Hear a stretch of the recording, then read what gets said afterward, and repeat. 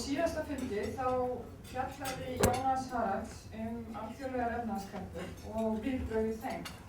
Og hann hélt sig á alþjóðlegu plani og fjallaði fjármálakreppuna í svona sögulegu samhengi. Hann fjallaði ekki beint núverandi fjármálakreppu eða ekki sérstaklega kreppuna hér á landi, en enga síður þá held ég að við höfum öll upplifað að við færum frá fundinum mun fróðari núverandi kreppu og hvað væri nauðsynlegt að gera til að vinna okkur upp úr þessari kreppu. Það vegna þess að með greiningu sinni þá færði Jónas okkur í hendur verkfæri og ramma til að skipuleggja okkar eigin hugsanir og okkar eigin viðbrögð eða viðhorf frekar varðandi núverandi kreppu. Og það var mín tilfinning að menn hefðu farið hér út léttari bragði því að Jónasi tókst að lyfta okkur upp úr hólförunum og fékk okkur til að horfa á heildarmyndina. Jónas svo sannarlega með puttana á púlsinum því hagstjórnar viðbrögð eiga auðvitað að taka mynd af heildarhagsmunum og virkni kerfisins í heild.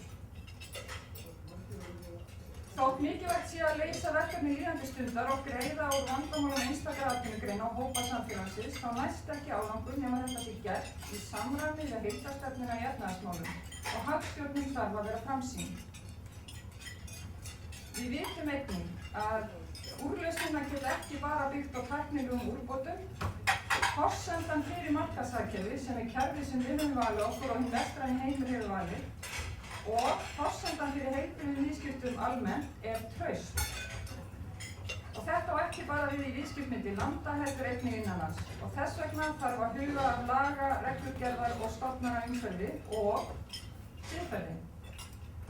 Í erindi sínu þá skipti Jónas hagstjórnarviðbrögðum við efnahagskreppunum síðustu öldina í tvennt. Annars vegar róttæk viðbrögð og hins vegar hófsöm viðbrögð. Og hann nefndi raunveruleg dæmi frá síðustu öld. Róttæk viðbrögð kallaði hann þjóðnýtingu. Það þegar bæði var umræða og framkvæmdir í þá átt að færa framleiðslutæki og fyrirtæki frá einkaaðilum og frá markaðnum til ríkisins. Í kreppunni 1930 var töluvert róttæk viðbrögð en eins og Jónas sagði, engum dettur í hug að grípa til slíkra viðbragða í dag, þó ég muni eftir því að það fór enda kvissur salinn þegar hann sagði þetta.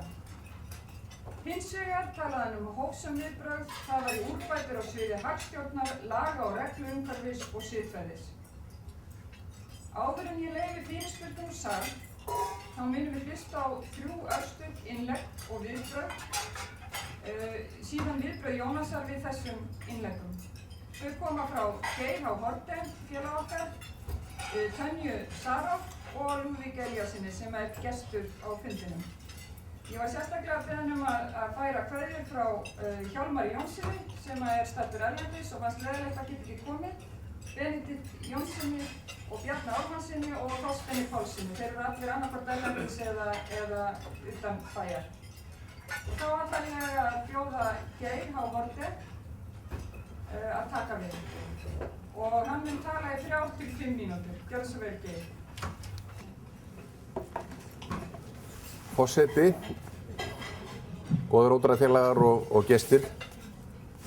Það fór ekkert á milli mála að Jónas Haralds flutti hér stórmerkilegt erindi á síðasta fundi og ég vil þakka honum fyrir það og þann samanburð sem hann gerði á kreppunni miklu 1930 og svo þeirri alþjóðlegu fjármálakreppu sem segja má að hafi hafist síðsumars 2007 þótt hún hafi ekki komið hingað til lands fyrir ári síðar. Í það minnst ekki að fullu afli. Fáir menn og sennilega enginn hér á landi hafa jafnmikla yfirsýn yfir alþjóðleg efnahagsmál og hagsögu Vesturlanda og Jónas. Mér þótti athyglisvert hvernig hann greindi hin ólíku viðbrögð við þessum 2 kreppuskeiðum. Edda Rós rakti það nú nokkuð hér. En það var auðvitað þannig að flestir töldu að menn hefðu lært það mikið af kreppunni miklu og að hagfræðin sem fræðigrein hefði þróast svo mikið að væri ráðum hennar fylgt, yrði aldrei aftur sambærileg kreppa og árunum fyrir seinni heimsstyrjöld. Annað kom nú á daginn og nú reynt allan heim að grafast fyrir það hvað fór úrskeiðis og hvað megi af því læra. Vafalaust eru ástæðurnar nú ekki nema að hluta til sambærilegar við það sem var 1929, þótt afleiðingarnar séu af sama meiði þegar kemur að raunhagkerfinu. Ég hygg að það sé hárrétt hjá Jónasi eins og Edda kom inn á að nú dettur engum í hug að réttu viðbrögðin við ástandinu sé að koma á miðstýrðu hagkerfi með sameigna skipulagi á grundvelli einhvers konar útgáfu af marxisma. Mörgum þóttu slík viðbrögð nærtæk á 4. áratug síðustu aldar. En slíkar þjóðfélagstilraunir gengu sér endanlega til húðar við fall Sovétríkjanna. Og eins og Jónas benti á í erindi sínu hafa lönd eins og Kína og Indland tekið upp markaðsbúskap í ríkum mæli án þess að tala mikið það beint. Við það hafa lífskjör í þessum fátækulöndum stórkostlega batnað og 100 milljóna manna hafa brotist úr örbirgð til betri kjara á þessum grundvelli. En auðvitað er það sorglegt hvernig kreppan núna hefur leikið utanríkisviðskipti margra annarra fátækra landa og gert það að verkum að lífskjörin þar hafa dregist niður. En viðbrögðin nú snúast sem sagt ekki það að innleiða gjörbreytt hagskipulag á grundvelli ríkisrekstrar. Þau snúa að því að betrumbæta markaðskerfið og reglurnar sem það gilda og þá hagstjórnartækni sem ríkisstjórnir í flestum löndum hafa þrátt fyrir allt yfir að ráða. En mér leyfist að endursegja niðurstöður Jónasar í stuttu máli eins og ég skildi þær. Það var fyrsta atriðið í máli hans varðandi viðbrögð við kreppunni nú tengt almennri betri hagstjórn, þar að segja stjórn peningamála og vaxtaákvörðunum seðlabanka og samspili slíkra þátta við stjórn ríkisfjármálanna í hverju ríki, en einnig alþjóðlegu samstarfi á þessum vettvangi sem óhjákvæmilegt í alþjóðavæddum fjármálaheimum. Það er ekkert vafamál að í þessu efni voru víða gerð afdrifarík mistök á síðasta áratug, ekki síst í Bandaríkjunum. Annað atriðið var endurskoðun þeirrar lagalegu umgjarðar sem tengist markaðskerfinu, fyrst og fremst varðandi lagareglur á fjármálamarkaði og þá ekki síst fjármálaeftirlit. Það er athyglisvert að til dæmis í Bandaríkjunum hafa framundir þetta gilt margvíslega reglur sem eiga rætur að rekja til kreppunar miklu en sem höfðu engan veginn fylgt þeirri þróun og þeim nýjungum sem orðið höfðu og komið höfðu fram á markaðnum. Það kom Bandaríkjamönnum í koll að búa við gamalt eftirlitskerfi sem í grundvallaratriðum var 75 ára gamalt með fjölmörgum mismunandi eftirlitsaðilum sem fylgdust ekki með tímanum. Og það má með sama hætti velta því fyrir sér hvort lánshæfismatsfyrirtækin sem haft hafa gríðarmikil áhrif en þó verið meira og minna eftirlitslaus sem og endurskoðunarfyrirtækin hafi brugðist í aðdraganda kreppunnar. Það er ekki tilviljun að hugtakið creative accounting eða skapandi endurskoðun var til og er nú meðal annars notað í tengslum við úttektina á falli Lehman Brothers. Þriðja atriðið í úttekt Jónasar á viðbrögðum við kreppunni nú sneri að siðferðilegum þáttum og viðleitni manna til að bæta viðskiptasiðferði í ljósi reynslu síðustu ára.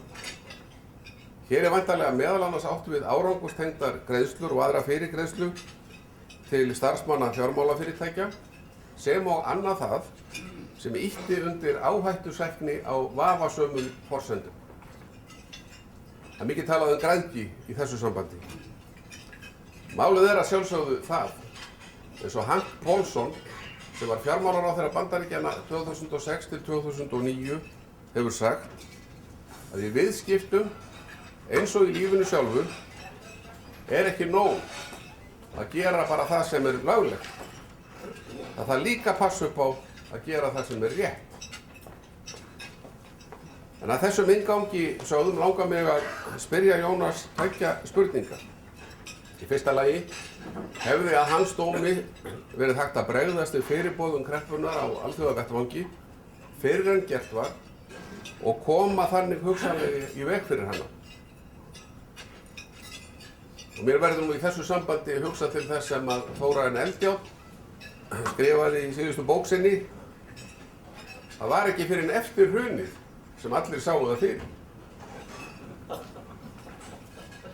Í öðru lagi langar mig að spyrja Jónas hvort hann sé sammála því að við endurskoðun á regluverki á fjármálamarkaðnum hljóti vinnubragð, lánshæfismatsfyrirtækja og endurskoðenda að koma til skoðunar samhliða öðrum þáttum. Að endingu þakka ég Jónasi aftur fyrir innleggið hér síðast og óska þess að við munum eiga hér góðar samræður í dag.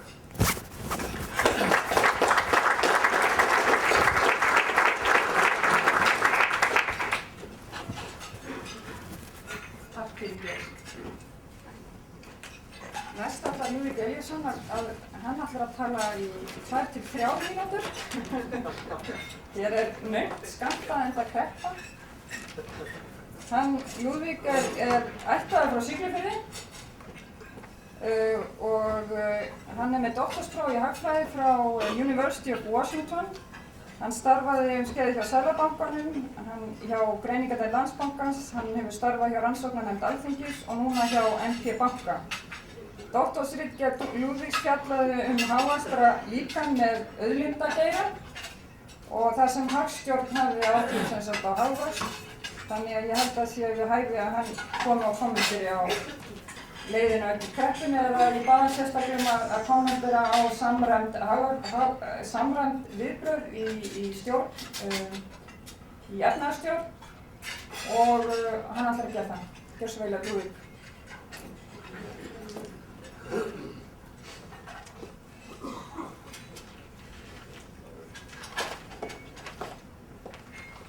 Komið sæl. Takk ykkur fyrir að gestlustuna að bjóða mér hingað í seinustu viku. Heyrist eitthvað í mér? Svona. Ég ætla að þakka ykkur fyrir gestlustuna að bjóða mér hingað í seinustu viku að hlýða á þetta merkilega erindi hans Jónasar og fyrir að bjóða mér aftur hingað núna. Og það vöknuðu ýmsar vangaveltur og spurningar, allt sem hann langaði að heyra meira og ég ætla að gera eins og hún talaði fyrir og halda mig við það sem tengist samhæfingu hagstjórnar. Jónas kom inn á það upp úr 1930 og kreppunni þar, þá virtist það að gerist vel þessi mildari eða sænska leið og sem var kannski ekki sett í framkvæmd fyrr en eftir 45, eftir seinna stríð og við komumst við svona sem keynesíska hagfræði og þar sem að ýmist er verið að beita peningastefnu eða ríkisfjármálum til þess að bregðast við hagsveiflu. Þar sem að trúin á það að markaðirnir leysist alltaf og allt sé alltaf jafnvægi og fara á besta veg og var farin og talið til ábata að ríkið kæmi inn. Í framhaldi af þessu snerust kenningarnar mikið það hvenær væri rétt að beita ríkisfjármálum og hvenær væri rétt að beita peningastefnu. Líkon voru þróuð við Alþjóðagjaldeyrissjóðinn undir Fleming-líkanið og fyrir opin hagkerfi. Þannig að og þau fjölluðu mikið þetta.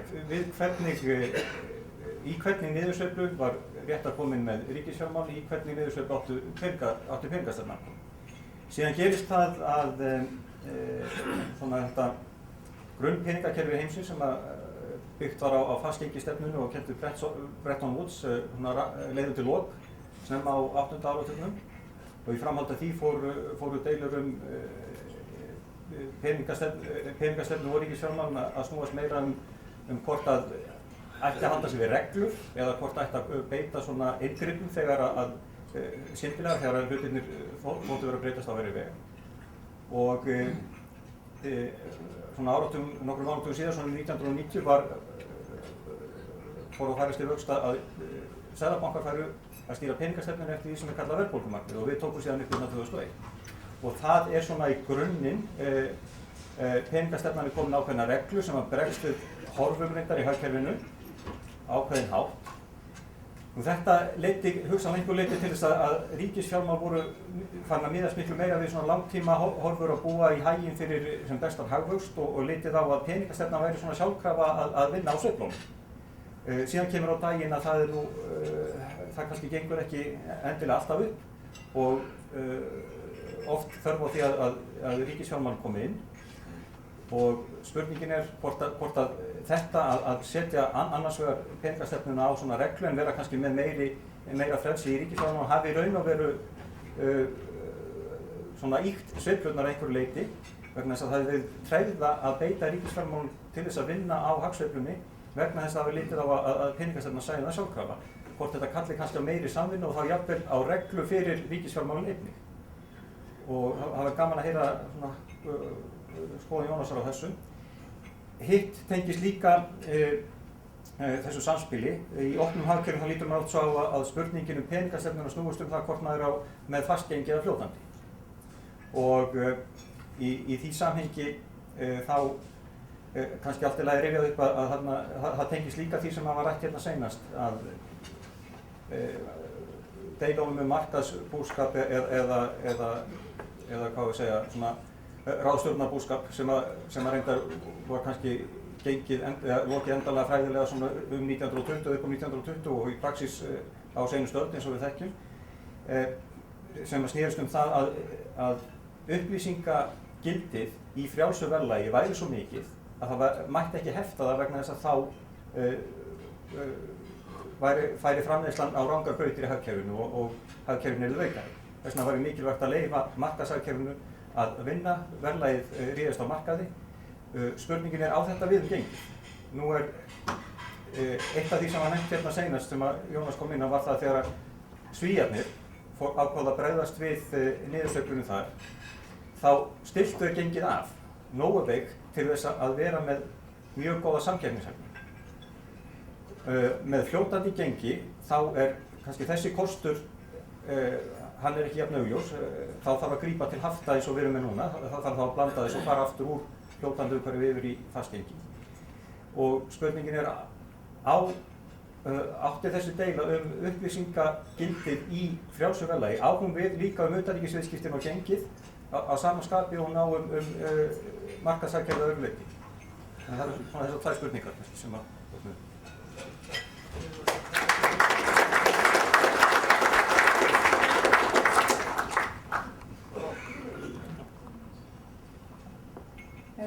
Jónas ætlar að taka hann í einkatíma, eða hvað?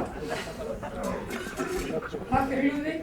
Þá ætlar Tanja að fjalla regluverkið og siðferðismál. Það tekur við rosalega stuttan tíma að tala siðferði. Tók eftir að hagfræðingarnir geta ekki haldið sinna tíma annars. Já, ég ætla bara aðeins að kommentera þegar við lokaár Jónasar síðast voru að fara að breyta 3 hlutum til framtíðar. Ég ætla ekki að kommentera það fyrsta sem peningastjórnun, hitt var regluverk og siðferði. Mér langaði strax að standa upp og segja Jónas, hvernig endurbyggjum maður siðferði? Þannig það er mín spurning sem ég vil kalla fram strax. En hvað var það regluverki? Þá ætla ég að byrja á því aðeins að lesa upp fyrir okkur upp á skýrslu Carlo Jännäri sem að er fyrrverandi forstjóri finnska fjármálaeftirlitsins á þegar Ísland óskaði eftir aðstoð Alþjóðagjaldeyrissjóðsins þá voru sett 2 skilyrði sem að seek help óski eftir aðstoð erlendra sérfræðinga. Carlo Jännäri sem sagt var starfaði enduruppbyggingu finnska fjármálakerfisins og hann fengi hingað til lands til að koma og skoða regluverkið. Þú segir hvað væri regluverkið, var eitthvað sérstakt íslenska regluverkið sem er öðruvísi og hvaða úrbætur getum við gert í lögum og reglum. Þessar tillögur hans hafa síðan skilað sér inn í frumvarp til laga sem að Viðskiptaráð hefur lagt fram og er gert ráð fyrir að fara í umræðu núna í vor. En skýrsla Karl Jenner sem var birt á heimasíðu viðskiptaráðuneytisins í lok mars í fyrra, þá lesi upp úr henni örstutt komment hans, stundum hjálpar að sjá sig með augum annarra, og hann segir eftirfarandi, og þetta ég bara taka fram, þetta fjallar ekki Lehman Brothers, heldur Ísland. The tycoons of the financial system could circumvent the underlying purpose of the regulations by sticking to the letter of the law with the help of diligent lawyers and complicated corporate structures. The supervisors were too timid and lacked legal authority in their efforts to intervene in these developments, but the overall national pride in the success of the banks would probably have made it futile even to try while the going was good and success followed success. Þannig að síðan kemur hann, það sem annað atriði sem var sláandi í þessari skýrslu var að það sem kom mér mest á óvart var að hann komst að því að eftirlitsaðilar sem báru ábyrgð á fjármálamarkaði, sem var Seðlabankinn og Fjármálaeftirlitið, þeir hittust í fyrsta sinn til að ræða málin og til að fara að sýna hvorum öðrum hvað við hinn vissi rétt fyrir hrun. Svona í september 2008 hittust þeir fyrst og þá vissi þetta var búið. Þannig að það var svona eiginlega önnur ályktun hans í sinni vinnu hér á landi að eftirlitsaðilarnir hefðu ekki nýtt sér þær heimildir sem þeir höfðu til að tala sama, minnstakosti, á þeim tímum sem að þeir hefðu voru óvissu tíma og lausnum hefði átt að vera ljóst. Nú, til að svara þeirri fundamental spurningu kannski sem kemur alltaf upp, var þetta lögunum að kenna, þá mitt svar á því mjög einfalt, það er nei. Vegna þess að við vorum með sambærilegt, við urðum hluti af EES-samningnum 93 og eftir það okkar verðbréf og löggjöf, hún fæðist í Brussel, hún bara þýdd yfir á íslensku, gegnum Alþingi, með aðstoð þá ráðuneyta og annarra. Nú, hins vegar það sem má segja við þetta erum ábúðslega unga á þessum markaði. Við höfum stutta reynslu. Fyrsta verðbréfalöggin hér á landi var sett 86 og í rauninni bara 10 ára reynsla. Þannig að það sem okkur skorti var dómafordæmi. Það var alls konar grásvæði, óljóst orðalag, ýmislegt í þeim dúr sem náttúrulega var venja markaði það að túlka sjálfum sér í hag. Það voru fáir dómar og annað þeim dúr. En til þess að horfa fram á veginn, þá myndi ég vilja sjá skýrari, einfaldari reglur og jafnvægi, skiljið. Það ofboðslega mikið núna sem sagt banna þetta, banna hitt og maður ef maður horfir bara tilbaka hvað Bandaríkjamenn gerðu eftir Welcome to Enron, þá settu þau mjög svona flókið regluverk til að bregðast við því hruni sem var þar sem að kostaði helling fyrir skráð félög og menn sem sagt voru einmitt að reyna að ná utan endurskoðendur sem að þar voru hluti af, menn ásökuðu mikið fyrir að hafa verið sofið að verðinum. En sumir telja ég þar að það hef ekki tekist í Bandaríkjamönnum. Þannig að það er spurning hvort það myndi takast í okkur. Nú, það sem að fundamentally þyrfti að breytast í rauninni í okkar umhverfi, það þetta það sem ég kalla substance over form. Það var ofboðslega mikið tilhneiging að horfa á formið. Bæði þá hjá eftirlitsaðilunum, eins og kemur fram í skýrslunni, þar sem töldu sig ekki, þó maður lesi lögin og segir að fjármálaeftirlit má koma inn og flytja inn og skoða hvað sem þú vilt. Og samt voru þeir í vafa að þeir hefðu þessar heimildir. Þannig að strax í árslok 2008 var reyndar farið inn í verðbréfalöggin og þetta var skýrt. Og það var skert á þessum heimildum. Þannig að eftirlitsaðilirnir ætti ekki að vera í vafa. En maður finnur samt ennþá, sem svo 2010, fyrir því að það samt verið að segja við höfum ekki að gera þetta, heldur hinn á að gera þetta.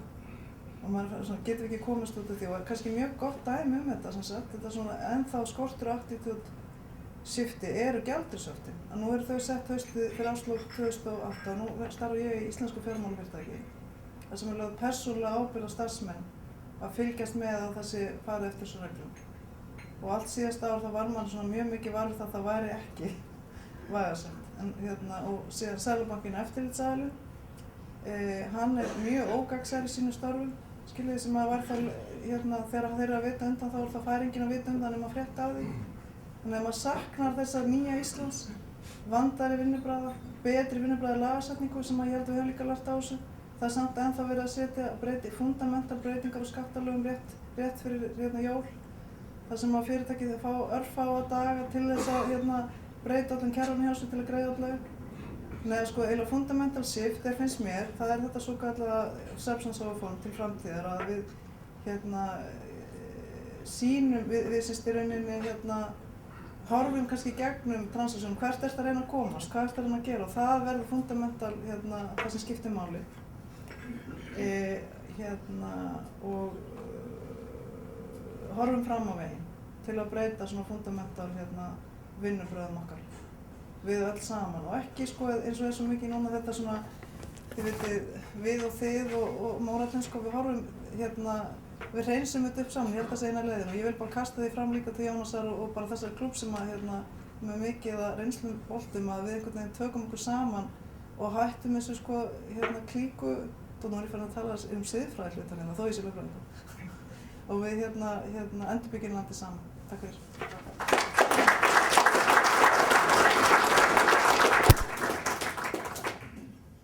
Takk fyrir þetta, Tanja. Nú ætla ég að gefa Jónasi kost á að koma með viðbrögð við viðbröðunum og mér telst til að hér séu komnar 5 spurningar til Jónasar. Fyrsta lagi þá spurði Geir hvort að Jónas teldi að það hefði verið einhver hagstjórnarviðbrögð, einhver viðbrögð sem hefði verið hægt að grípa til að koma í veg fyrir alþjóðlegu fjármálakreppuna. Í öðru lagi beindi Geir sjónum að lánshæfisfyrirtækjunum og spurði álitið á þeim og framtíð þeirra. Lúðvík spurði peningastefnuna versus ríkisfjármálin, hvort að komið væri að því að ríkisfjármálin þurfa að beita sig meira fyrir skammtímahagstjórn í staðinn fyrir að við látum peningastefnuna alfarið það. Og hvort að það þurfi hugsanlega þá reglu á ríkisfjármálin svipað að við höfum verið með reglu á peningamálunum. Í fjórða lagi, önnur spurning Lúðvíks sneri að gengisfyrirkomulaginu, hvort að það væri kannski þannig að markaðsmekanisminn ætti síður við í utanríkis- og gjaldeyrismálum heldur en almennt á vöru og markaði, hvort að það eru upplýsingar sem markaðurinn skilaði aðilum á markaðsaðilum væru nægjanlegar og Tanja spurði hérna einföldu spurningar: hvernig endurbyggir maður siðferði? Og gjörðu svo vel, Jónas.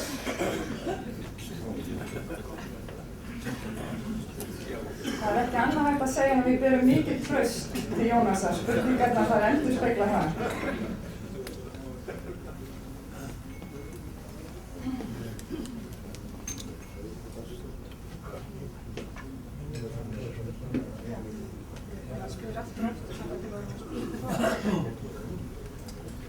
Já, mér þykir hvað að hafa margir komið hingað í dag. Ég vona að þeir verði ekki fyrir miklum vonbrigðum, en þetta er mjög umfangsmikið efni sem við erum að tala og erfitt að ná yfir það allt saman. Ég veit ekki hvort að ég man einu sinni þessar spurningar sem að lagðar voru fram og þetta er ósjálfa mér að vinna á það. En ég vil byrja á því að tala þriðja atriðið af þessum 3 sem að ég lagði nú áherslu á, þar að segja siðferði. Og það er von að þessi spurt hvernig er það vakið upp? Hvernig getur það verka, hvað getum við gert til þess að örva áhrif þess? Og þá skulum við hugsa svolítið tilbaka. Hvað mikla þýðingu siðferðislegur grunnur hefur haft fyrir heilbrigða starfsemi markaðskerfisins í fortíðinni. Við skulum bara sjá hérna það sem mér datt nú í hug og hugsaði fyrst var áhrif KFUM í byrjun aldarinnar, byrjun 20. aldarinnar. KFUM var nefnilega miklu meira heldur en svona beint trúarlegu félagskap við innrættum trúarbrögð, heldur var verið að innræta mjög sterkan siðferðilegan grunn sem var raunverulega grundvöllur undir borgaralegu þjóðfélagi. Þetta var það sem KFUM gerði í Bretlandi og Norðurlöndum og eins hér. Menn voru aldrei upp til þess að vera ábyrgir, heiðarlegir, virkir þáttakendur í markaðskerfi. Hugsjón KFUM var eiginlega var þessi ötuli drengur sem byrjar að vinna hjá kaupmannum og horninu og heldur svo áfram og vinnur vinnur sleitulaust og heiðarlega og vinnur sig upp í gegnum þjóðfélagið. Það var hugsjón. Og Friðrik Friðriksson náði til alls fjölda. Þetta hefur verið, Pétur Pétursson hefur kannað þetta. Hann náði bókstaflega til eiginlega fjöldans af öllum ungmennum í Reykjavík í byrjun aldarinnar og sérstaklega til þeirra sem að verkamanna, sjómanna, iðnaðarmanna fallna frekar heldur til þeirra herras settir í þjóðfélagi. Ég hef orðað þetta þannig að séra Friðrik hafi bólusett reykvíska æsku gegn sósíalismanum 10 árum áður en að sósíalismi kom til landsins. Og þarna getum við, og svo getum við litið í hina sinni, litið svo til vinstri og sjáum við hvað mikið siðferðilegt afl var undir sósíalismann þegar hann er í sínu hátindi og hjá kommunismann. Ég man eftir því að bók sem var skáldsaga sem hét Sement, einhvern tímann skrifuð einhvern tímann milli 1920 og 30 var víðlesin hér af íslenskum kommunistum sem var einmitt að leggja áherslu á það hvernig að menn haga sér í sósíalísku þjóðfélagi, þessu sterku siðferðisgildi sem að það eru. Þessi bók var uppfull af því. En það entist náttúrulega ekki og fór, eða var sterkur grundvöllur þarna til að byrja með. Svoleiðis að þetta hefur geysilega mikla tíma og ég held að þetta komi dálítið sjálfkrafa þegar að menn upplifa svona skelli eins og hér hafa orðið. Þið sjáu bara viðbrögðin sem koma núna upp þegar að bárust fregnir það að bankarnir ætlaði að fara að taka upp bónuskerfi aftur, hvað þau voru almenn og sterk. Þannig að ég held að við þurfum ekki að velta kannski allt of mikið fyrir okkur hvernig að þetta sé gert. Þetta gerist meira og minna sjálfur sér en við erum að hafa augun opin fyrir þessu og styrkja þetta og stuðla eftir því sem við getum. Regluverkið getur aldrei eitt og sér. Það er gagnslaust ef að þessi grundvöllur er ekki jafnframt fyrir hendi. Peningamálastefnuna í Bandaríkjunum, það fer ekkert á milli mála að það sem að gerðist var fyrsta lagi að ábyrgðin á stjórn efnahagsmálanna færðist yfir á peningamálin. Það var ekki hægt að beita fjármálunum nema yfir langan tíma og að svo daglega stjórnun svo að segja af efnahagsmálunum færðist yfir á Seðlabankann og peningamálastefnuna. Og þar eru gerðar stórkostleg afglöp sem að byggðust á því að menn hefðu oft trú á því hvað væri hægt að gera og áttuðu sig ekki á hvers eðlis sveiflurnar voru sem að voru áttu sér stað.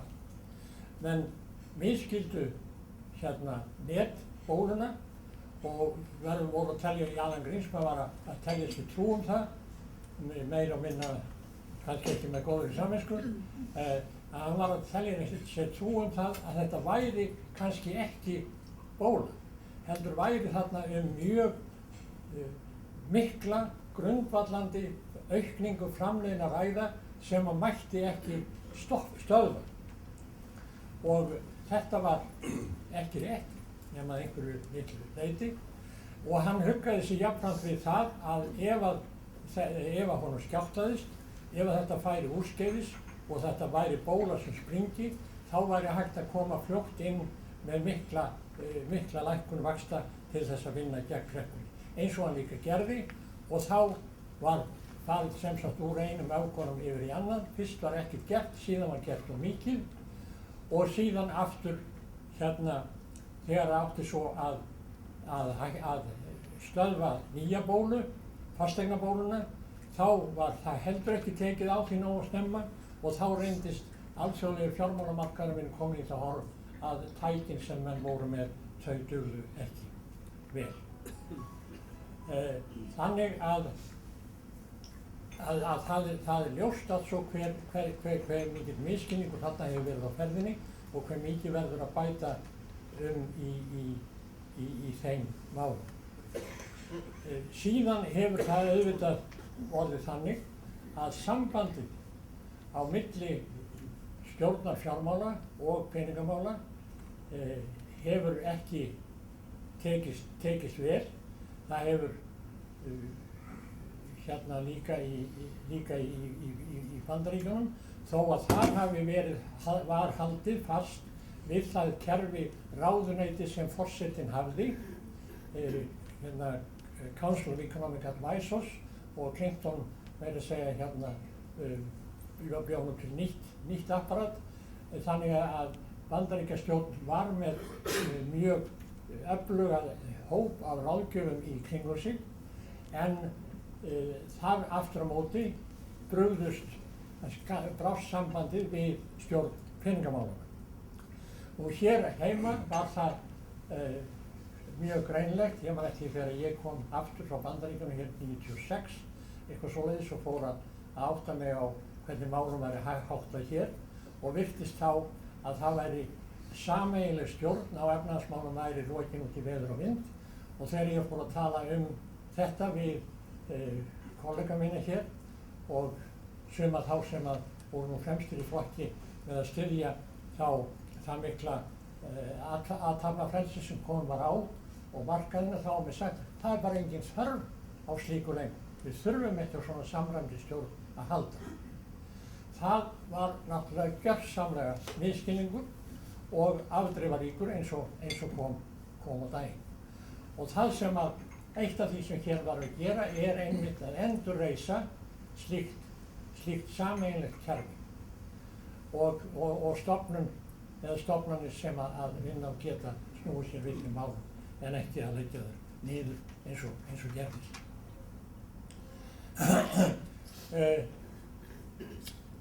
Þetta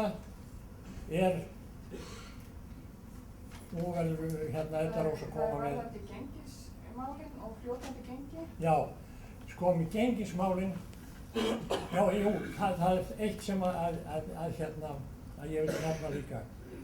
Sko, í sambandi við peningamálin hérna og stjórn efnahagsmála af hálfu ríkisins, að þá var það ljóst að þessi stefna í peningamálum sem út af fyrir sig var eðlilegt að við tækjum upp, þar að segja verðbólgumarkmið.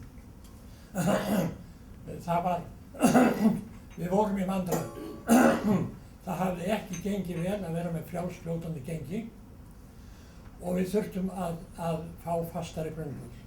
Og þetta var verið að reyna víða annar staðar og við tókum það upp. Ég held að það hafi verið mjög eðlilegt að við gerðum það 2001. En reynslan var bara komin tiltölulega snemma fyrir ekki allmörgum árum seinna. Það var ljóst þegar það kom fram 2004-2005 eitthvað svoleiðis að þessi peningastefna, hún gekk ekki upp og hún hafði afleiðingar í gegnum áhrif og gengismálin sem voru mjög alvarlega. Þannig að það hefði þurft á þeim tíma að taka upp viðræður á milli Seðlabankans og stjórnvalda þessa stefnu og leið samræminguna við stjórn fjármála ríkisins og efnahagsmála yfirleitt, sem aldrei var gert. Ég held að stjórn Seðlabankans hefði fyrir mörgum árum átt að vera búin að koma til ríkisstjórnarinnar og segja hreinlega þessi stefna gengur ekki upp. Hér verður að taka málið allt upp að nýju. Það var aldrei gert, menn voru fram í það seinasta að reyna að telja sér trú það að peningastefna bæri árangur. Næsta.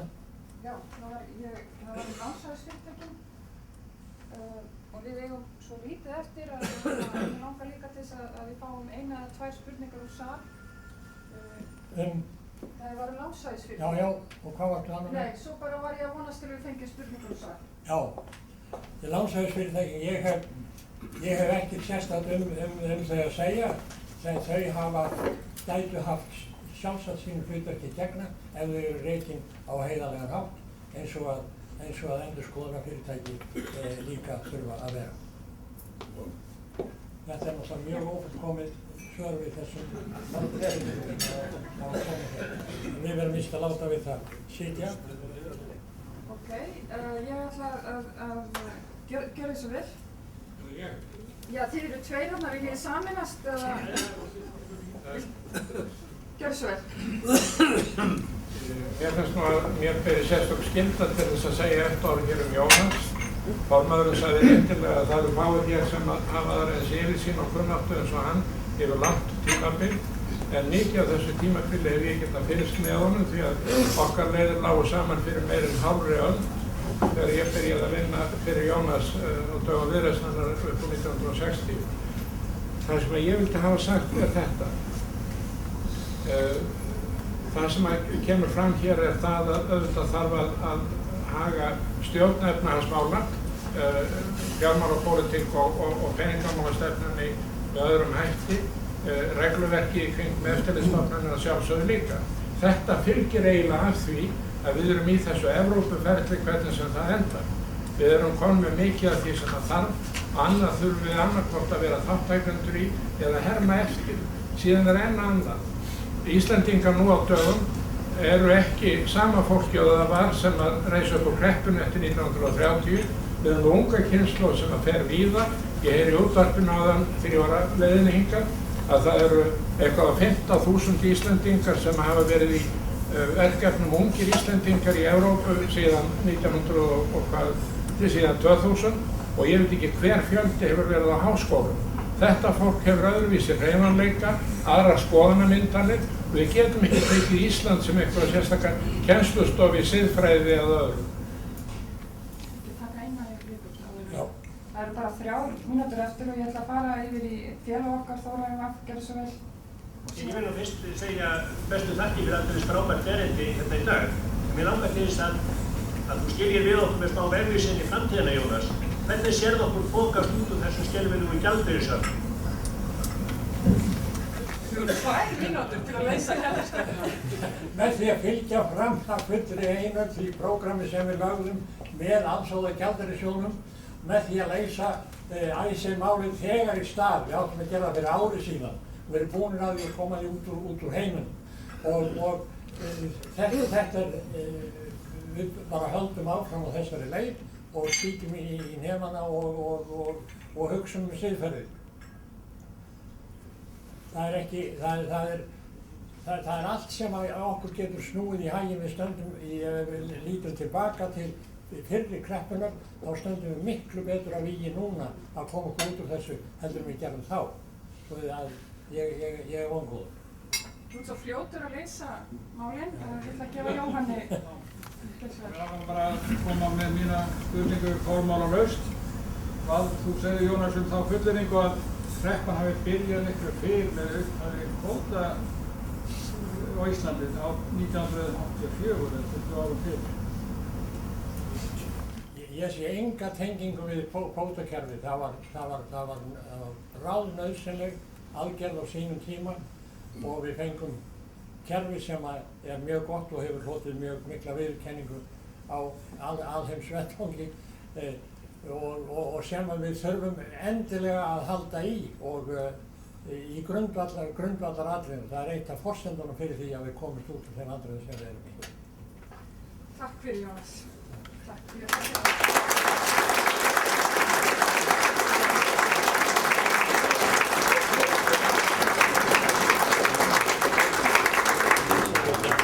Forseti ætlar að slíta fundi. Mér þykir verst að hafa ekki getað svarað þessar spurningu sem að þið lögðu fram. Það verður bara ekki komið nærri þeim einu sinni sem það verður bara að bíða betri tíma.